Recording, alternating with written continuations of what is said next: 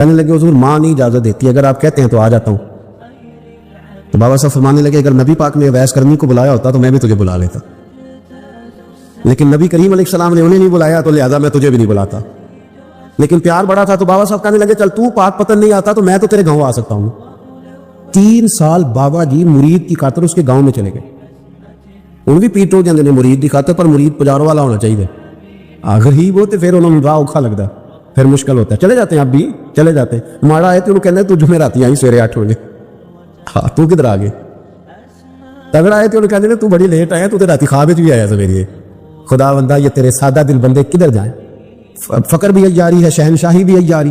میرے بھائی سنے بابا صاحب نا، اس نے جب یہ بات کی تو مرید نے ناراض ہو گیا، وہ لڑائی ہو گئی، گربان پکڑ لیا، جھگڑا ہوا، بات بڑی دور گئی۔ اس طرح کی بات کرتا میرے حضرت کے بارے میں، میرے جیسے کئی میں وہاں کام پہ رکھا دوں۔ جب وہ بڑی بحث ہوئی، بات محلے میں علاقے میں پھیل گئی، دنیا نے سن لی، تو شیخ شرف الدین تک بھی پہنچ گئی۔ اس طرح جھگڑا ہوا ہے، لوگ سو گئے عشاء کی نماز کے بعد۔ حضرت صاحب نے نا سر پہ کپڑا لیا، اس عیسائی کے دروازے پہ دستک کی، وہ باہر آیا، فرمانے لگے لوگ تو سوچ سمجھ کے ملازم رکھتے ہیں، تو نے بھی تو سوچ ہی لیا ہوگا، تبھی تو مجھے آفر کی ہے، تو اپنی آفر پہ قائم ہے؟ واقعی مجھے رکھ لے گا اور 6000 دینار دے دے گا؟ کہنے لگا جا بابا کام کر اپنا۔ فرمایا نہیں، تو نے اتنے لوگوں میں بات کی، اتنی بحث ہوئی، تو قائم ہے؟ کہنے لگا میں تو قائم ہوں، پر آپ نے نہیں قائم رہنا۔ فرمایا میں سوچ سمجھ کے آیا۔ اس نے کہا آپ ڈیوٹی کریں کہ بحثوں کو چارہ ڈالیں گے؟ فرمایا ایک شرط، بس جب اذان ہو جائے نا تو مجھے رب کی نماز پڑھنے کی اجازت دے دے، باقی صبح شام جو تو کہے گا۔ اگر اس غریب کی بیٹیاں بیائی جائے تو مجھے اور کیا چاہیے؟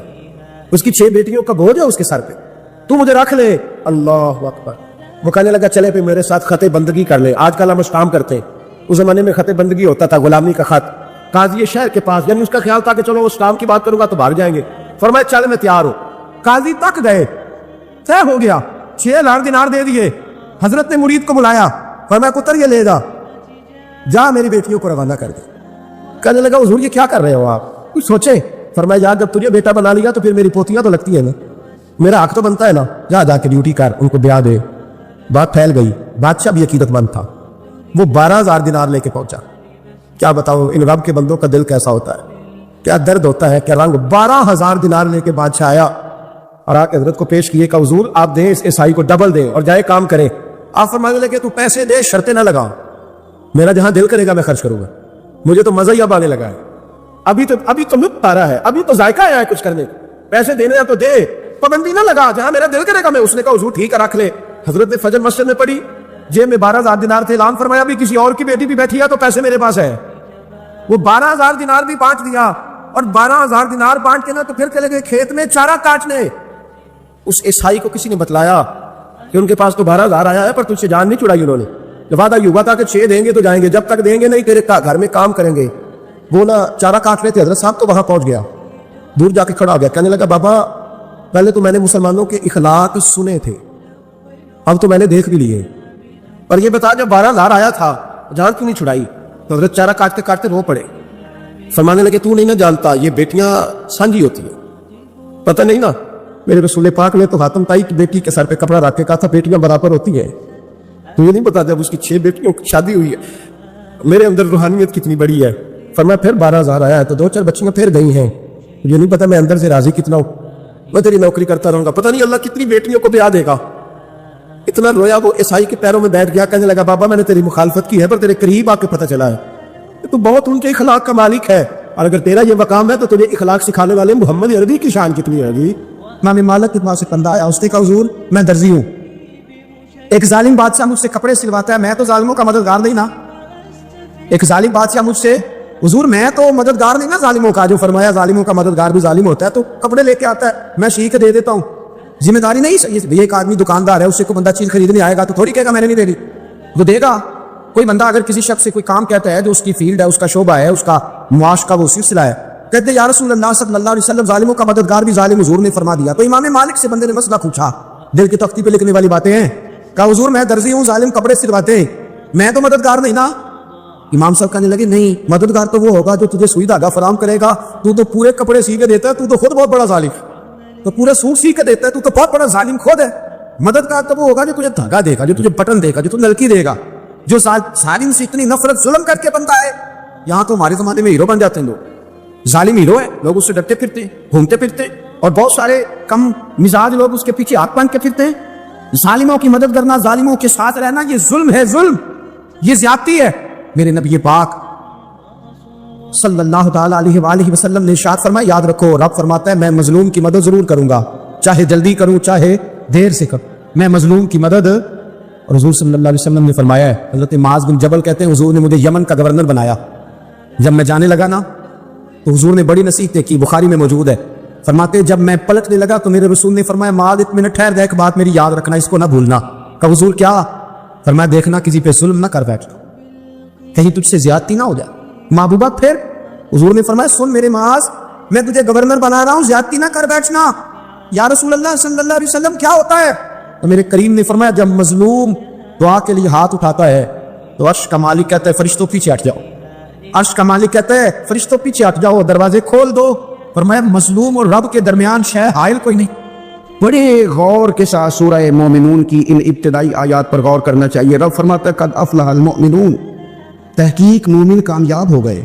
کون سے مومن؟ الذین هم فی صلاتہم خاشعون، وہ جو اپنی نمازوں میں گڑ گڑانے والے ہیں، خشوع کے ساتھ، عاجزی کے ساتھ، انکساری کے ساتھ، ذوق کے ساتھ نماز پڑھنے والے ہیں۔ والذین هم عن اللغو معرضون، اور وہ جو بیہودہ باتوں سے منہ پھیرنے والے، لغویات سے اپنا رخ پھیرنے والے، سنجیدہ لوگ۔ پھر ارشاد فرمایا والذین هم للزکاۃ فاعلون، جو زکوٰۃ دینے کا کام کرنے والے ہیں۔ پھر فرمایا والذین هم لفروجہم حافظون، اور وہ لوگ جو اپنی شرمگاہ کی حفاظت کرنے والے، اپنی شرمگاہ کی حفاظت کرنے والے، الا علی ازواجہم، مگر یہ کہ اپنی بیویوں پر، او ما ملکت ایمانہم، یا اپنی شرعی باندیوں پر۔ اس زمانے میں جو لونڈی خریدی جاتی تھی اس سے بھی وطی کرنا جائز تھا، اگرچہ اب لونڈیاں موجود نہیں ہیں تو یہ فعل بھی موجود نہیں، سوائے اپنی بیویوں پر یا شرعی باندیوں پر۔ فإنہم غیر ملومین، فرمایا جو یہ کام کرے اس پر کوئی ملامت نہیں ہے، اپنی بیوی کے پاس شرعی طریقے سے جائے یا باندی کے پاس جائے۔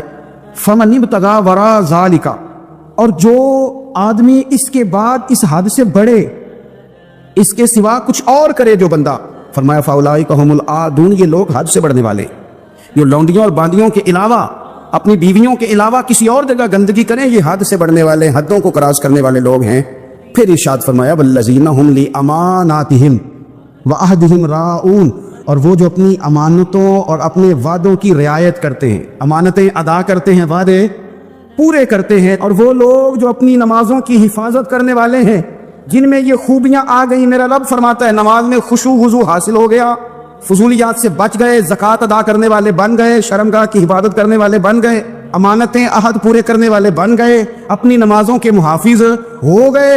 اللہ اکبر، قربان جائیں۔ مالک فرماتا ہے اولئک هم الوارثون، یہی لوگ تو وارث ہیں۔ یا اللہ کس چیز کے؟ فرمایا الذین یرثون الفردوس، یہ لوگ جنت کے وارث ہیں، یہ جنت کے وارث ہیں یہ لوگ، ہم فیہا خالدون، اور فردوس سے، جنت سے نکالے نہیں جائیں گے، ہمیشہ ہی جنت میں رہیں گے۔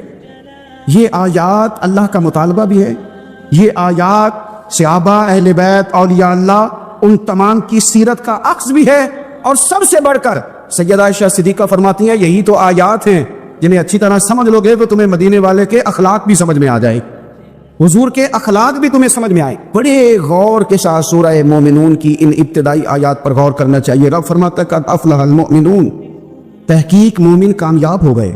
کون سے مومن؟ الذین هم فی صلاتہم خاشعون، وہ جو اپنی نمازوں میں گڑ گڑانے والے ہیں، خشوع کے ساتھ، عاجزی کے ساتھ، انکساری کے ساتھ، ذوق کے ساتھ نماز پڑھنے والے ہیں۔ دیکھیں قرآن نے یہ نہیں کہا شروع میں کہ وہ لوگ اپنی نماز پابندی سے پڑھتے ہیں، بلکہ فرمایا وہ نمازوں میں عاجزی کرتے ہیں، وہ نماز میں خشوع کرتے ہیں، خضوع کرتے ہیں۔ نماز ہم بھی پڑھتے ہیں، ڈھیر سارے لوگ ہیں جن کا یہ مطالبہ ہے کہ میرا نماز میں دل ہی نہیں لگتا۔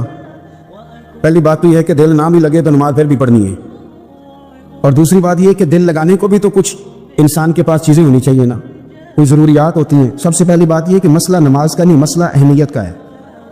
آپ نے اللہ تبارک و تعالیٰ کی ذات کی، رب کریم کے جلالت کی جتنی زیادہ اہمیت اپنے دل میں محسوس کر لی، اتنا ہی نماز کی طرف توجہ آپ کی بڑھ جائے گی۔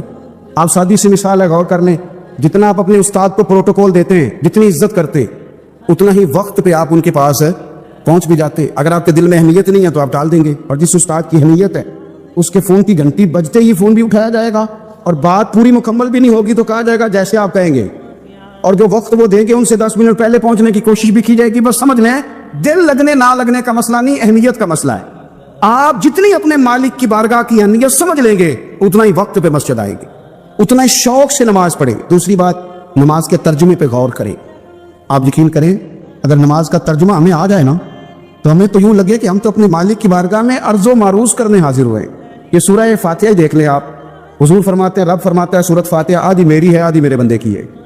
جب اس نے کہا الحمدللہ رب العالمین الرحمن الرحیم مالک یوم الدین ایاک نعبد و ایاک نستعین، جب یہاں تک وہ لفظ کہتا ہے تو یہ حصہ میرا تھا، اس نے اپنے رب کی تعریف کی، اور جب کہا نا اس نے اہدنا الصراط المستقیم، اب بندے نے التجائیں شروع کر دی۔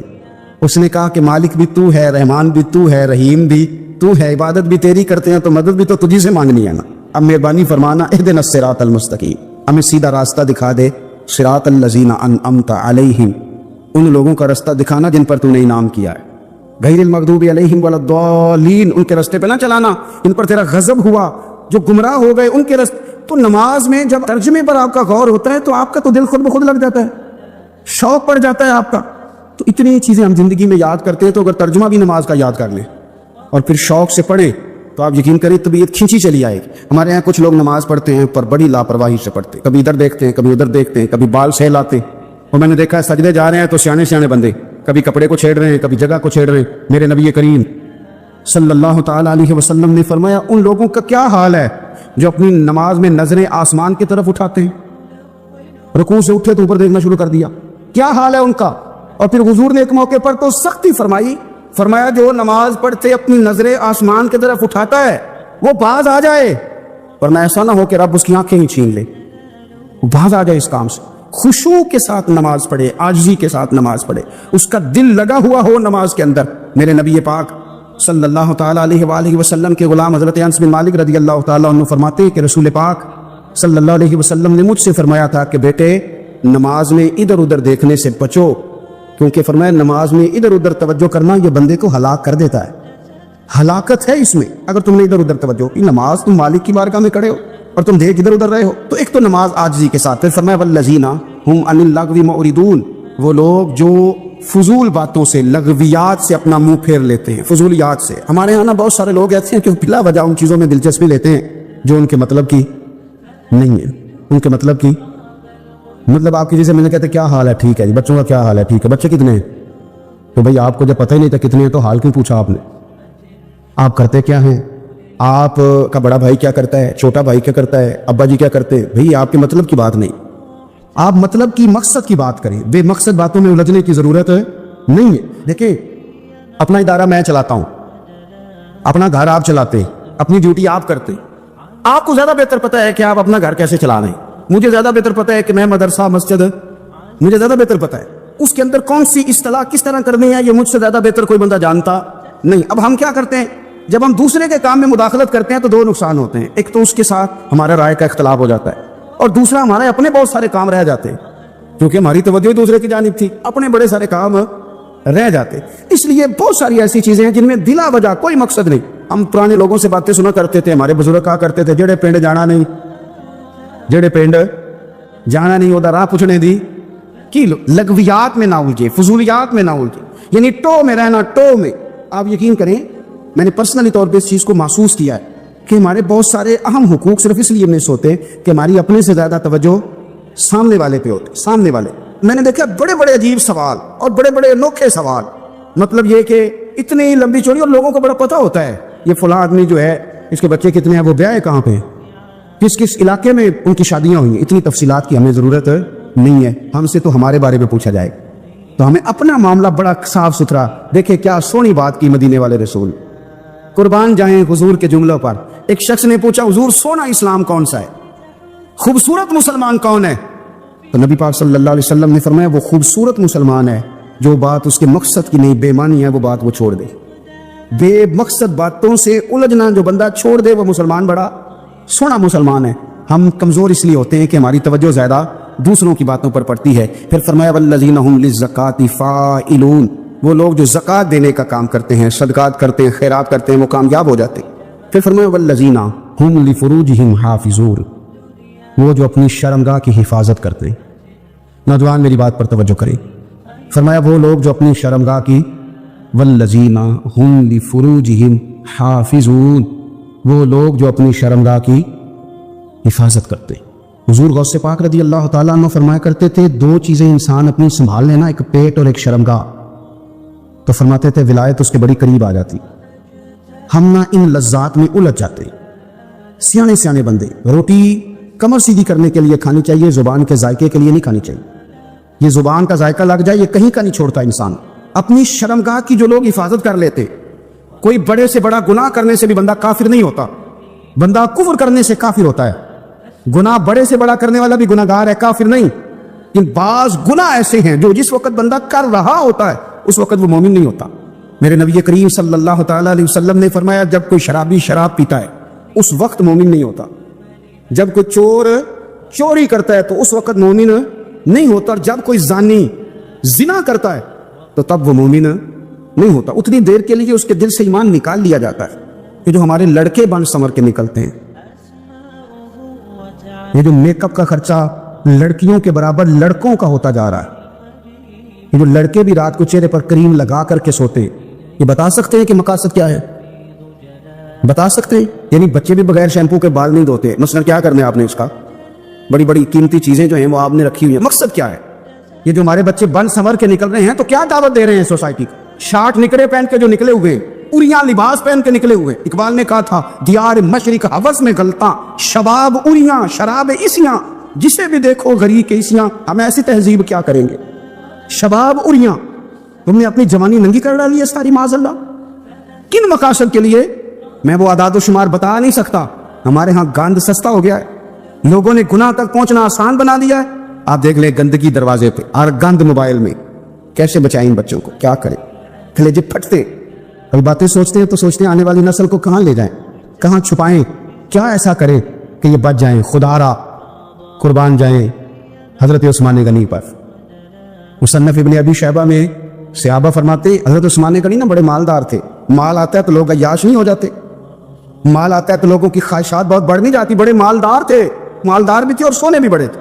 حضرت اسامہ بن زید کہتے ہیں، میں نے زندگی میں اتنا سونا بندہ نہیں دیکھا جتنے حضرت عثمان غنی خوبصورت تھے، پیسہ بھی حسن بھی، لیکن فرماتے ہیں کہ حضرت عثمان غنی سب سے بڑھ کر اپنی شرمگاہ کی حفاظت کرنے والے، اور سب سے بڑھ کر صلہ رحمی کرنے والے، رشتہ داروں سے اچھا سلوک کرنے والے، حیا والے، شرم والے، پاکیزگی والے۔ آپ کا ذہن ہے، آپ صبح اٹھتے ہی ذہن بنا لیں کہ میں نے آج اتنا سبق پڑھنا ہے، آج اتنی تفسیر دیکھنی ہے، اتنی عبادت کرنی ہے، فلانی نعت میں نے دیکھنی ہے، فلاں خیر کا کام کرنا ہے، فلاں آدمی کے ساتھ نیکی کرنی ہے۔ صبح ذہن بنا لیں، آپ کا ذہن وہی کام کرنے لگے گا۔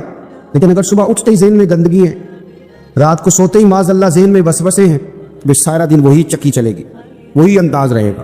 تھوڑا سا آپ کو اس کی نگرانی کرنی ہے، تھوڑا سا۔ ایک بڑی خوبصورت بات، امام اعظم ابو حنیفہ کے ایک شاگرد گزرے، امام محمد رحمۃ اللہ علیہ، خوبصورت بڑے تھے، کچھ خوبصورت تھے، کچھ سونا، کچھ منہ دا مٹھا، کچھ پیارے بڑے تھے، کچھ ان کا انداز یہ تھا کہ نفاست پسند بڑے تھے، بڑے نفیس تھے، نکلتے تھے تو تنہا نہیں نکلتے تھے۔ ایک دفعہ بغداد میں تشریف لائے تو بغداد سے انہوں نے ایک بستی اور میں جانا تھا، تو وہاں یہودیوں اور عیسائیوں کا بڑا غلبہ تھا، تو امام محمد رحمۃ اللہ علیہ فرمانے لگے یہودیوں اور عیسائیوں کے بیچ سے گزرنا ہے تو کوئی یہی نہ سمجھے کہ ان کے تو پلے کچھ نہیں، کہنے لگے سونے گھوڑے لاؤ عربی نسل کے۔ 30 شاگرد ساتھ تھے، ان کو بھی ساتھ تیار کیا، عربی نسل کے 30 گھوڑے اور 30 شاگرد، ان کو کہا بھی دستاریں درانا اونچی باندھنا، تو دستاریں بھی باندھی انہوں نے کھلے والی بڑی خوبصورت، شاگردوں کو بھی جبے پہنائے، خود بھی جبہ پہنا، سفید رنگ کی اعلیٰ نسل کی گھوڑی، آگے آگے پیچھے 30-32 شاگرد۔ اور جب آپ گزرے نا بغداد کے آگے اس علاقے سے، یہاں یہودی عیسائیوں کی بھی کثرت تھی، عورتوں کی عادت ہوتی تھی پرانے زمانے میں مہمان دیکھنے کے لیے چھتوں پہ چڑھ جاتی، کچھ اپنے دروازے پہ کھڑی ہو جاتی، کچھ دیکھتی کھڑکیوں میں سے کہ گزر رہا ہے کوئی مہمان، تو یہودیوں کی عیسائیوں کی بہت ساری عورتیں چھتوں پہ چڑھ گئیں، تو مسلمان نعرے لگانے لگے امام محمد آ گئے، امام محمد آ گئے۔ کچھ پہلے ہی بڑے حسین تھے، پہلے ہی بڑے خوبصورت تھے، کچھ حضور کی سنت کا نور چڑھا ہوا تھا، کچھ دائیں بائیں شاگرد تھے، پھولوں کی پتیاں گر رہی تھی، تو جب محمد محمد کے نعرے لگنے لگے نا تو ان عورتوں نے امام محمد کا جلوہ دیکھا، تو دیکھا دیکھی کام کیا شروع ہوا، ایک نے دیکھا تو اتنی محو ہوئی کہ اس نے کلمہ پڑھنا شروع کر دیے، اس سے کلمہ سن کے تو دوسری نے بھی پڑھا، تیسری نے بھی پڑھا، چوتھی نے بھی پڑھا، بیبیاں بلند آواز سے مسلمان ہونے لگی، ان کو دیکھا دیکھی مرد بھی پڑھنے لگے، ڈھیر سارے یہودی عیسائی مسلمان ہو گئے۔ ایک مسلمان ان سے کہنے لگا تمہیں غلطی لگ گئی ہے، یہ ہمارے نبی محمد نہیں، تو میاں صاحب کا نام محمد تھا نا، تو کشمیر کے لوگ کہنے لگے شاید وہاں کے ہندو سکھ وہاں کے جو تھے کشمیر کے، وہ کہنے لگے شاید وہی محمد ہے. تو فرمانے لگے میں تے بندہ ٹھگ جے لوکو،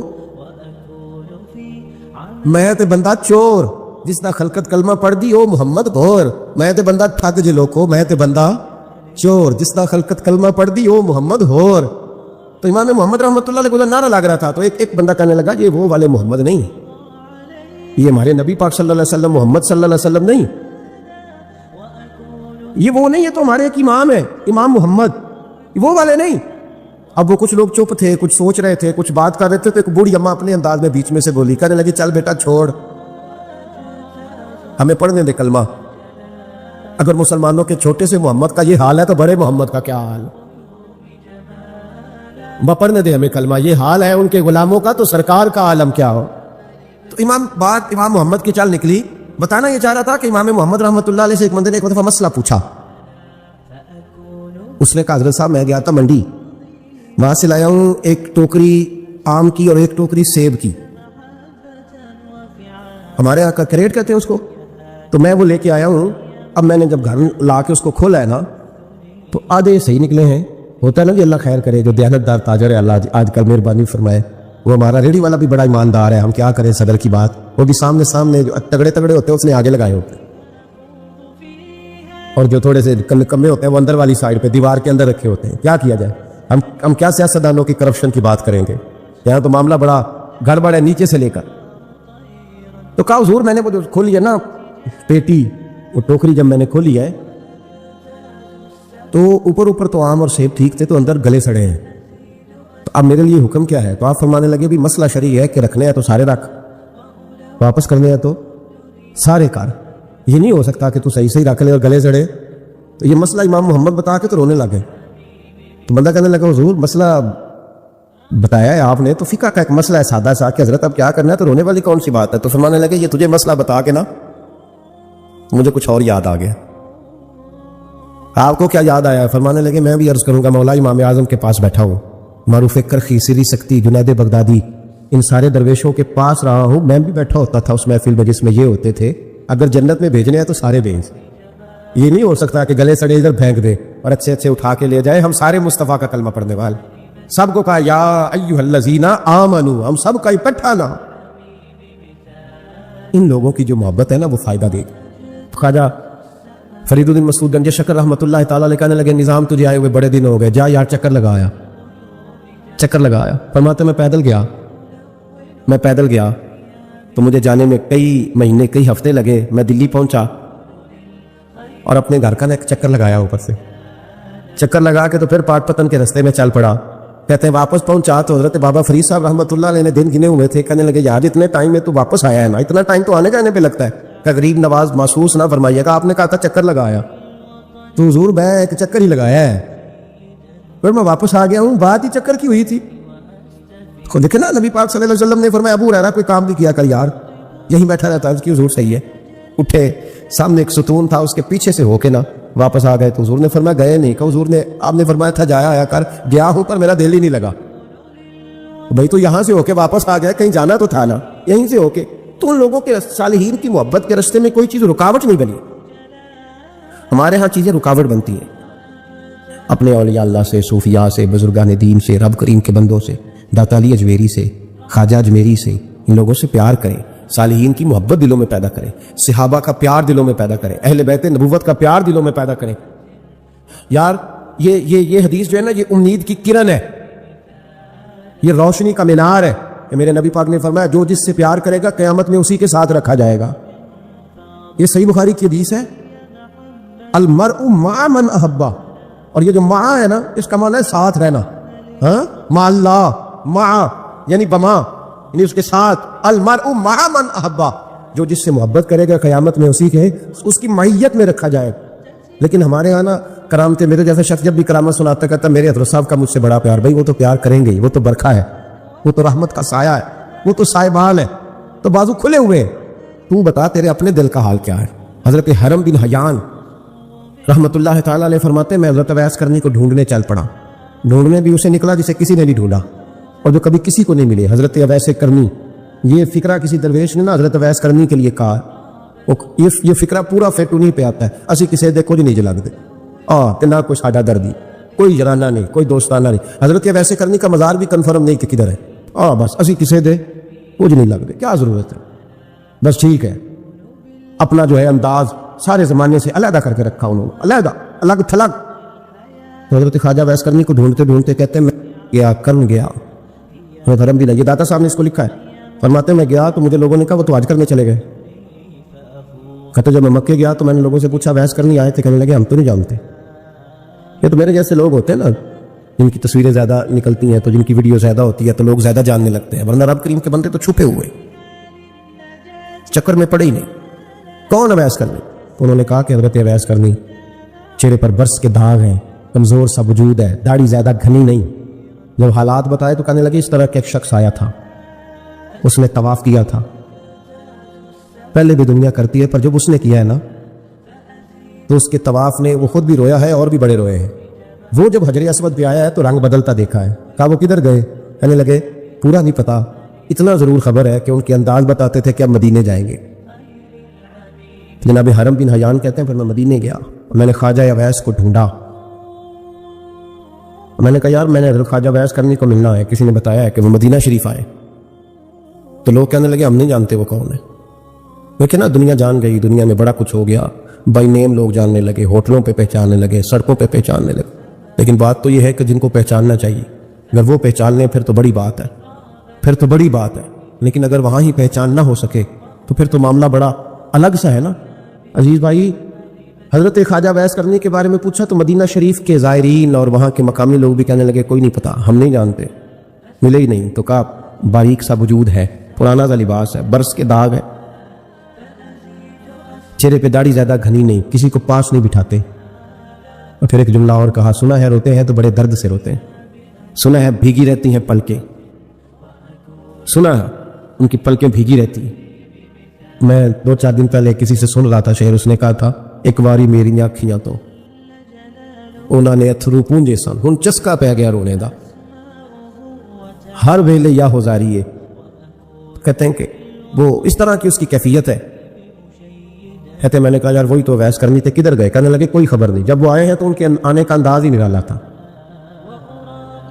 سسکیاں اور آہیں نکل گئیں اس شخص کی جب وہ مدینے آیا حضرت حرم بن حیان کہتے ہیں میں ڈھونڈتا رہا تلاش کرتا رہا پھر میں ان کو ڈھونڈتے ڈھونڈتے عراق میں آیا تو نہر فرات کے کنارے ایک کمزور سے آدمی کو ریت کے ٹیلے پر بیٹھ کے وضو کرتے دیکھا کہتے ہیں جب ان کا وضو مکمل ہوا تو میں نے کہا السلام علیکم تو کہتے انہوں نے چہرہ نہیں پھیرا وہیں بیٹھے بیٹھے کہنے لگے وعلیکم السلام یا حرم بن حیان یا حرم بن حیان وعلیکم السلام کہتے میں نے کہا کہ من انت آپ کون ہے تو کہنے لگے وہی ہوں جسے تم مکے اور مدینے ڈھونڈتا رہا تو کہتے میں نے کہا حضور آپ میرا نام کیسے جانتے ہیں بڑا خوبصورت جملہ ہے اللہ کرے آپ کو جی یاد رہے سبق کبھی نہ بھولنا یہ سبق کبھی نہ بھول بابا صاحب کے مزار پہ گئے تو خالی آ گئے داتا صاحب گئے تو خالی ایسے ہی چلے گئے ہم فارغ لوگ تھے کوئی کام نہیں تھا کہ بابا فرید کی گلیوں میں گھومتے رہے ہم فارغ تھے کہ 2 بجے حضرت سلطان باہو رحمۃ اللہ علیہ کی جالیوں کے سامنے کھڑے رہے ہم کو پتھر چاٹنے والے لوگ تھے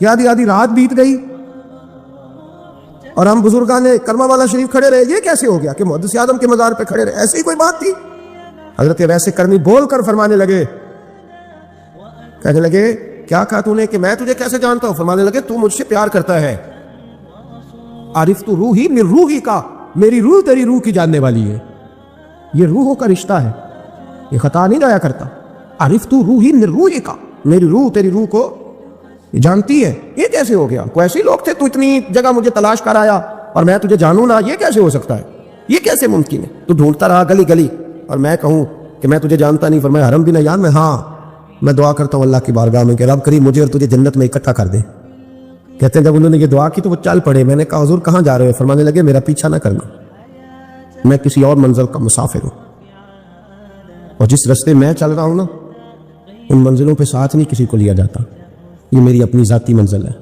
اس میں پاؤں پہ چھالے ذرا سخت ہوتے ہیں ہر آدمی کا کام نہیں یہاں چلنا تو مجھے تنہا رہنے دے اور مجھے اپنی مرضی سے چلنے دے کہتے میں نے منت کی تو کہنے لگے بس تم نے جدوجہد بڑی کی تھی تو تیرے ساتھ ملاقات کر لی تجھے پہچان لیا تیرے ساتھ بات کر لی ورنہ میں کہہ چکا ہوں اسی کسے دے کچھ نہیں لگ جائے. اسی لیے میں نے حضرت غالباً امام شورانی رحمۃ اللہ علیہ کے حوالے سے پڑھا ہے کہ قیامت کے دن جب حضرت ویسے کرنی جنت میں جائیں گے تو ممکن ہے اس وقت بھی لوگوں کو دیدار نہ کرایا جائے. بلکہ امام شورانی کہتے ہیں اللہ 70,000 فرشتے ان کی شکل کے پیدا فرمائے گا اور ان کے جھرمٹ کے اندر چھپا کے انہیں جنت میں داخل کرے گا. ملاقات کس سے ہوگی؟ صرف انہی سے ہوگی جن کے لیے انہوں نے زندگی گزار دی. یا خدا سے ملیں گے یا مصطفیٰ کریم سے ملیں گے. یہ بھی لوگ تو محبت کریں. صالحین کا پیار، نیک لوگوں کی محبت، صالحین کی محبت رستہ آسان کرتی. کوئی شک نہیں کہ زمانے میں سارے لوگ اچھے نہیں ہوتے، برے لوگ بھی آئے ہیں مارکیٹ میں، ہوتے. ہم لوگ الجھ گئے ہیں، بہت بڑے قیدی ہیں اپنے آپ کے، بڑے قیدی ہیں. سارا دن اپنی خواہشات کی تکمیل میں بھاگے رہتے. بڑے بڑے سونے نوجوان. میں ان پہ تنقید نہیں کرتا، مجھے ان پہ ترس آتا ہے کہ میں رات کے اندھیروں میں انہیں ٹیلی فون لے کے چوکوں میں کھڑے دیکھتا ہوں تو مجھے رحم آتا ہے. میں کہتا ہوں دیکھو نفس کی خواہش کے پیچھے یہ کیا مثلاً آخر کیا ہے اس میں؟ ایک عورت کے پیچھے تباہ کر لیا اپنے آپ کو. یعنی زیادہ سے یہ کوئی مقصود ہے؟ یہ کوئی مقصد حیات ہے جس کو مقصد بنا لیا؟ میرے عزیز بات کو سمجھ لے. اتنا خوبصورت آدمی ہے اور اتنا اس کا اونچا قد کاٹ ہے، اور کیا کس کے پیچھے یہ بھاگا ہوا ہے؟ بڑا سمجھدار، دانشور، عقل مند آدمی، ذی روح بندہ، لیکن اس کا اسٹیٹس آپ یہ ملاحظہ کریں کہ وہ 20-40 ہزار کی خاطر جھوٹ بولتا ہے، دھوکہ دیتا ہے، فریب اور فراڈ کرتا ہے. ہم اپنی نفسانی خواہشات کے پیچھے اس طرح بھاگتے ہیں کہ ہم اصل سے رہ جاتے ہیں. میری باتوں کی سمجھ آ رہی ہے آپ حضرات؟ تھوڑا تھوڑا کر کے، ایک ایک کر کے ان کی باتیں کم مانیں. ضروری تو نہیں نا کہ سویرے ناشتہ بازار سے اپنی مرضی کا تگڑا کیا، بازار سے لا کے پوڑیاں چنے بہترین کھائے، اور پوڑیاں چنے ابھی کھائے نہیں، شاپر میں ڈالے ہوئے ہیں اور وہ لے کے ابھی آ رہا ہے، تو ساتھ ہی رستے سے گوشت بھی چھوٹا اچھا لگا تو 2 کلو وہ بھی لے آئے کہ پوڑیاں چنے کھاؤں گا اور دوپہر کے لیے گوشت پکاؤں گا. وہ پہلے یہ تو کھا لے صاحب، اس سے تو نجات پا لے. یہ پتہ نہیں ہضم ہوتا ہے کہ کچھ اور کرتا ہے تیرے ساتھ، لیکن وہ گوشت بھی ساتھ لے آیا. یعنی ٹیبل پہ ناشتے کے ٹیبل پہ بیٹھ کے فیصلہ ہو رہا ہوتا ہے کہ ہم نے کیا کھانا ہے، ہم نے کدھر جانا ہے. سنگیو یاد رکھو، باتوں کو سمجھو اور غور کرو. یہ تھوڑا تھوڑا کر کے جب ہم چھٹکارا حاصل کرنے کی کوشش کریں گے نا، چھٹکارا حاصل کرنے کی کس جگہ سے اگر آپ کو تنبیہ ہوتی ہے نا، تنبیہ، اس میں بھی بڑا مزہ آتا ہے. اس میں بڑا، ہمارے ایک بزرگ تھے تو ایک دن نا میں گیا تو کہنے لگے الحمدللہ آج میں بڑے سکون میں ہوں. میں نے کہا جی وہ کیا ہوا؟ کہنے لگے میں اپنے آپ کو بڑا پیر صاحب سمجھنے لگ گیا تھا. تو ایک بابڈا کے کسی آدمی سے کام تھا تو میرے ایک دوست نے مجھے کہا کہ پیر صاحب اس کو ٹیلی فون کر دے، سنیں آپ کا عقیدت مند ہے. میں نے اس بندے کو ٹیلی فون کیا تو کہتا پیر صاحب میں عزت آپ کی بڑی کرتا ہوں پر یہ کام نہیں ہو سکتا. کہتے ہیں جب اس نے مجھے کہا نا تو کچھ بھی نہیں، تو مجھے بڑا مزہ آیا، ورنہ میرا تو نفس پھول گیا تھا. میں تو سمجھتا تھا کہ جو میں کہتا ہوں ویسے ہی ہو جاتا ہے. کہتے اس نے تھوڑا سا نا مجھے لیول میں کیا ہے، مجھے مزہ آیا. یہ لوگ نا اپنے اوپر بوجھ ڈالتے تھے، یہ تھوڑا تھوڑا پیچھے ہٹتے تھے، یہ سمجھتے تھے کہ اس طرح تمہاری تکمیل رہ جائے گی. صبح سے شام تک اگر اسی نفس کی باتیں مانتے رہیں گے تو خرابی کرے گا. دولت کا نشہ ہے بھائی، دولت کٹھی کرنے والا کسی جگہ سیر نہیں ہوتا. حسن کا نشہ ہے، حسن کا نشہ ہے. حضرت ابوبکر شبلی رحمۃ اللہ علیہ فرمایا کرتے تھے جو تیری بیٹی کو خوبصورت سمجھ کے اس کے ساتھ نکاح کرنے تھے اسے بیٹی نہ دینا. حضرت جی کیوں؟ فرمایا حسن تو تھوڑے دن کے بعد ختم ہو جائے گا، پھر وہ اس کی قدر نہیں کرے گا، وہ تو کہیں اور منہ مارتا پھرے گا. حضرت ابوبکر شبلی رحمۃ اللہ تعالیٰ علیہ کی بیٹی خوبصورت تھی. ایک نوجوان کہنے لگا میرا نکاح کر دیں. آپ فرمانے لگے پتر تو 1 مہینے کے بعد آنا کر دوں گا، بڑی موٹی تازی خوبصورت صاحبزادی. تو حضرت نے اسے دوائی کھلائی، اسے پخانے لگ گئے. جو پخانہ کرتی ایک مٹکے میں سنبھال دیتے. تھوڑا وقت گزرا تو وہ ہڈیوں کا پنجر بن گئی. مہینے بھر میں دست اتنے آئے کہ کمزور ہو گئی. تو ابوبکر شبلی 1 مہینے کے بعد نوجوان کو بلایا، فرمایا ادھر آ نکاح کروں. بچے دکھائی تو وہ کمزور بستر پہ پڑی. فرمایا شادی کرنے لگا اسے نہیں میں نے کر دی. فرمایا یہ وہی ہے؟ کہنے لگا جی نہیں. فرمایا تو کہتا تھا مجھے عشق ہے، کدھر گیا تیرا عشق؟ کہنے لگا حضرت صاحب آپ کیسی بات کر رہے ہیں؟ فرمایا ادھر آ. پھر وہ مٹکا جس میں گند رکھا تھا وہاں لے گئے. فرمانے لگے تیرا اس کے ساتھ عشق تھا، یہ ہے تیرا عشق. فرمایا اسے تو میں 4 دن روٹی کھلاؤں گا پھر تندرست ہو جائے گی، لیکن میں دیکھنا چاہتا تھا کہ تو میری بیٹی سے پیار کرتا ہے یا اس کے چہرے پہ آنے والی کچھ وقت کے لیے سرخی سے پیار کرتا ہے، اس لالی سے پیار کرتا ہے جو جوانی کے وقت بچوں اور بچیوں پہ آتی ہے. کس چیز کے دل دادا؟ یعنی کیا مطلب؟ نفس کی غلامی، سراسر غلامی.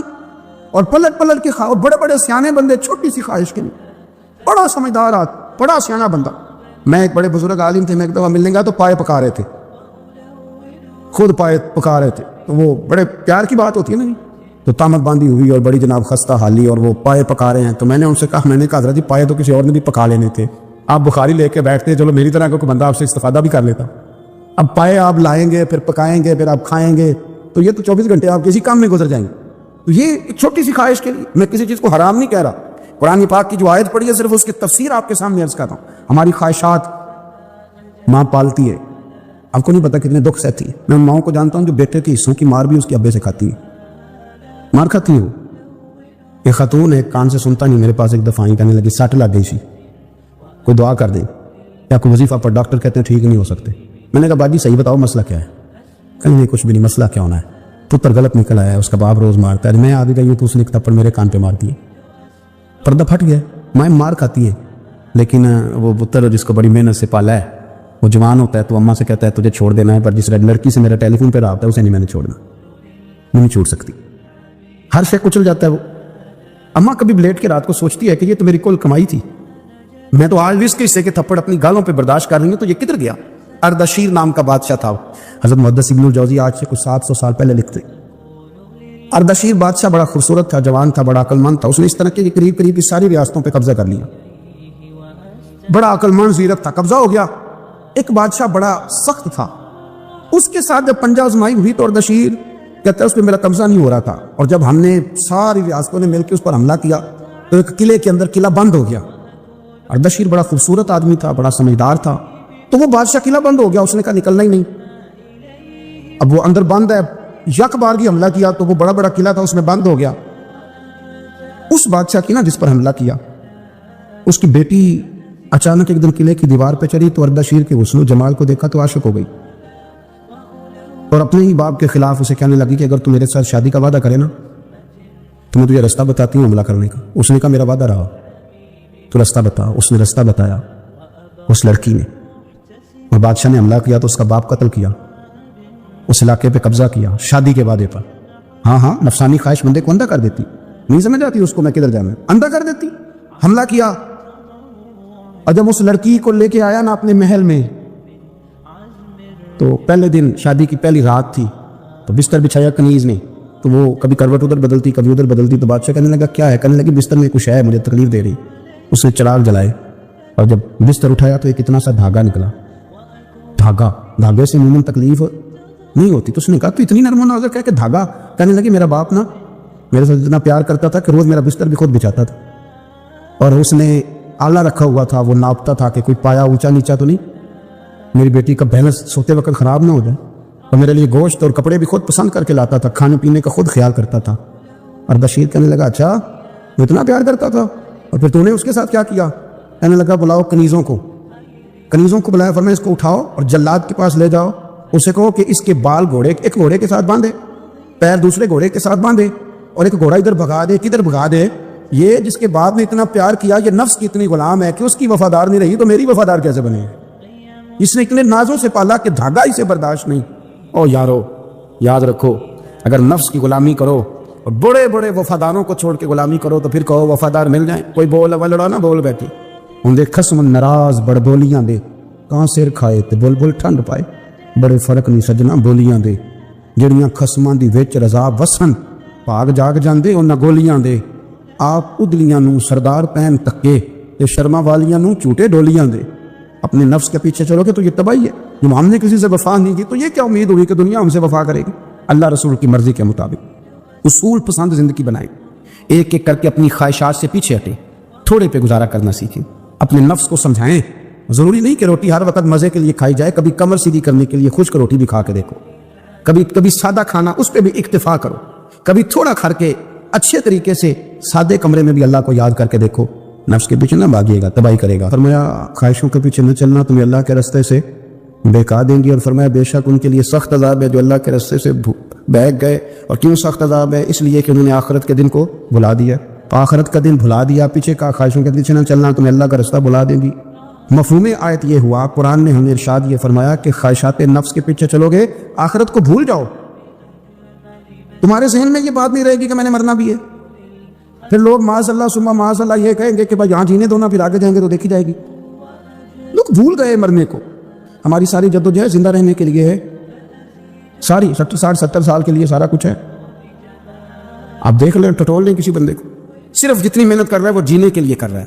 رب قریب کے بندے جتنی محنت کرتے تھے مرنے کے لیے کرتے تھے, اور مرنے کے لیے کوشش کرتے تھے کہ مر جانا ہے, اس کے لیے جدوجہد. ہم جتنی جدوجہد کر رہے ہیں ساری جینے کے لیے. میرے رسول کریم صلی اللہ تعالیٰ علیہ وسلم کا ایک فرمان ہے مسند امام احمد بن حنبل میں, اور بڑا نرالا, بڑا انوکھا اور بڑا معنی خیز ہے.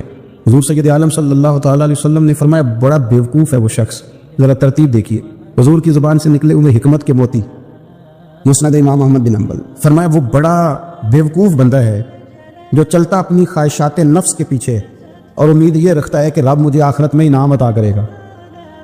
چلتا کس کے پیچھے؟ خواہش کے پیچھے، اور کہتا یہ ہے کہ اللہ مجھے قیامت میں انعام دے گا، تو انعام تو اسے دیا جاتا ہے نا جو کو محنت کرتا ہے۔ دیکھیں نا، جس کا منہ پنڈی کی طرف ہے تو پنڈی وہ پہنچے گا کہ وہ جس کا منہ پنڈی کی طرف ہے وہ لاہور پہنچ جائے گا۔ منہ پنڈی کی طرف کرنا اور خواہش لاہور کی رکھنا، منہ کر لینا لاہور کی طرف اور خواہش پنڈی کی رکھنا، تو میاں یہ تو نہیں نہ ہوگا۔ پیچھے تو تلے خواہشات نفسانیہ کی ہمارے ہاں نا بہت بڑا رٹا ہے۔ آپ یقین کریں، میں اکثر کہتا ہوں، میں یہ کہا کرتا ہوں کہ ہمیں نا اپنی مرضی کا سارا کچھ چاہیے، اپنی مرضی کا، اور سارا کچھ۔ ابا جی بھی اپنی مرضی کے، بچے بھی، استاد بھی، پیر صاحب بھی، پیر صاحب بھی میری مرضی کے ہونے چاہیے۔ بھائی وہ پیر صاحب ہے یا تو اس طرح کرنا کہ خود پیر بن جا، وہ بھی میری مرضی کا، ہر شے میری مرضی کی۔ بلکہ قرآن مجید کے 13ویں پارے میں تو رب فرماتا ہے لوگوں نے نفس کی خواہش کو خدا بنا لیا ہے، نفس کی خواہش کو خدا بنا لیا، اس کے پیچھے بھاگتے ہیں۔ اپنی خواہشات تھوڑی تھوڑی کم کریں، زندگی میں تھوڑی کم کریں۔ پرانے کپڑوں پہ بھی ایک سیزن نکال کے دیکھیں، ایک وقت کا کھانا جو اپنا آپ کا من بڑا چاہ رہا ہے نا، تو ایک وقت کا کھانا صرف اللہ کی رضا کے لیے کسی غریب کو دے کے دے۔ اللہ کرے آپ سمجھیں اس مزاج کو۔ فرمایا پڑھیے، اور پڑھیے اپنے رب کے نام سے، اس رب کے نام سے پڑھیے جس نے پیدا کیا۔ اقرا پڑھو، سب سے پہلا کام اور سب سے پہلی وحی۔ آپ بیٹھ جائیں جی جلدی سے، مشورہ نہ کریں، جلدی سے بیٹھ جائیں جو سامنے کھڑے، مشورہ نہیں کریں آپ بھی بیٹھ جائیں جو سامنے کھڑے، مہربانی آپ بھی بیٹھ دو بھائی۔ فوٹو کا بھی ثواب ہی نہیں بتایا کسی مفتی نے، میری تو خواہش نہیں بتا دیتے کچھ، آتے چلو کچھ مہربانی کریں، اتنا سر پہ نہ سوال کریں ان چیزوں کو۔ بات سنیں آپ عزیز بھائی، سب سے پہلی بات یہ کی گئی کہ پڑھو۔ معنی کیا ہے؟ جب پڑھو گے تو عقیدہ توحید و رسالت بھی سمجھ میں آ جائے، جب پڑھو گے تو حقوق کا چارٹر بھی تمہاری سمجھ میں آئے، جب پڑھو گے تو شعوری بلندی تمہیں نصیب ہوگی، تمہیں پتہ چلے گا کہ سارے لوگ جناب آدم کی اولاد ہیں، تمہیں سمجھ آ جائے گی کہ تم نے اپنی زندگی زندوں کی طرح کیسے گزارنی ہے۔ تعلیم سجا دیتی ہے، سنوار دیتی ہے، نکھار دیتی ہے، عاجزی پیدا کرتی ہے۔ سب سے بڑا فائدہ پتہ کیا کرتی ہے تعلیم؟ انسان کو انسان کے مقصد سے آگاہ کر دیتی ہے۔ ڈھیر سارے لوگ آپ کو دنیا میں ملیں گے، مقصد ہی کوئی نہیں جینے کا، پتہ ہی کیوں بیٹھے ہیں، کیوں آئے ہیں، کیوں جا رہے ہیں، آخر وجہ کیا ہے، کس لیے ہم صبح سے شام تک سفر میں ہیں، صبح سے شام تک پتہ ہی کوئی نہیں۔ ابھی کچھ عرصہ پہلے کی بات ہے، بڑا قیمتی جوان، پڑھا لکھا، گاڑیاں، بنگلے، عہدہ اور ڈھیر ساری چیزیں، خودکشی کر لی معاذ اللہ۔ کیوں؟ اس لیے کہ آسانیاں تو تھیں، آسانیوں سے جیا نہیں جا سکتا، آسانیوں سے جن کے پاس بڑی آسانیاں ہیں، نکل جاؤ، جا کے یورپ کی وادیاں دیکھو معاذ اللہ، ہفتے کی رات نشہ کر کے سوتے،